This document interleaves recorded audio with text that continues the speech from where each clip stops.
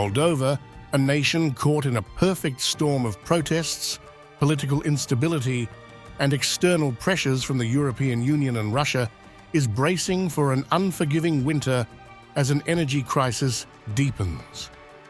The looming expiration of the gas transit deal between Russia and Ukraine has left the region teetering on the brink. Over the weekend, tensions surged in Transnistria, a pro-Russian separatist enclave, where authorities abruptly cut off gas supplies to 12 state institutions.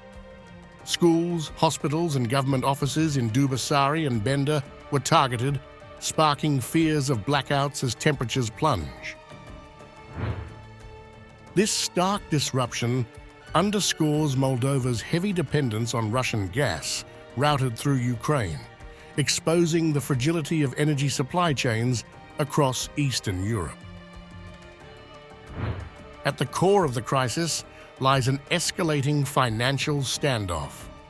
Gazprom, Russia's energy titan, accuses Moldova of owing $709 million in unpaid gas bills, a claim vehemently disputed by Moldovan officials who cite an international audit placing the figure at just $8.6 million.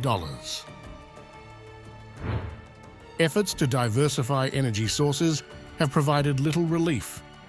Despite importing gas from Romania and other EU nations, Moldova remains vulnerable. Ousted Energy Minister Viktor Parlikov accused Moscow of weaponizing energy as a tool to destabilize Moldova, a sentiment echoed by Prime Minister Doran Rasean, who blasted Gazprom for its calculated disruption. Beyond Moldova, the crisis has rippled into Europe, drawing sharp criticism from Slovak Prime Minister Robert Fico. In an open letter to EU representatives, Fico condemned Ukraine's decision to halt Russian gas transit starting January 2025, warning of dire consequences for European households and businesses.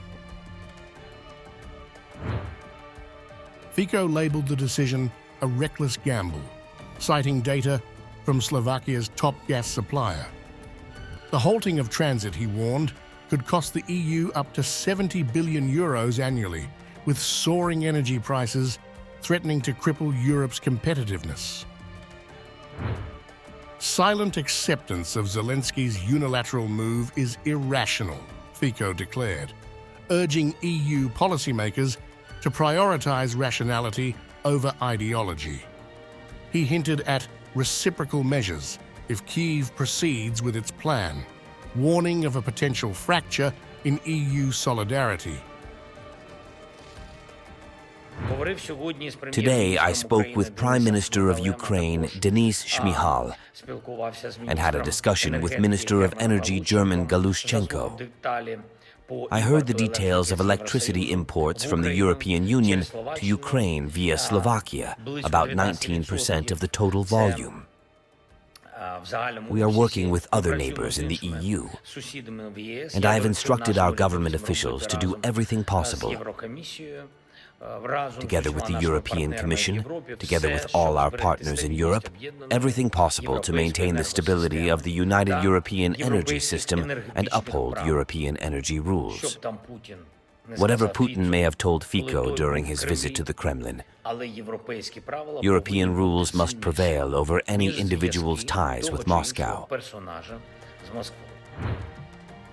Zelensky's pointed remarks laid bare the escalating rift between Ukraine's energy strategy and European reliance on Russian gas. With the gas transit deal approaching its expiration, the standoff reflects the dangerous balancing act Europe must navigate to secure its energy future amidst geopolitical fault lines.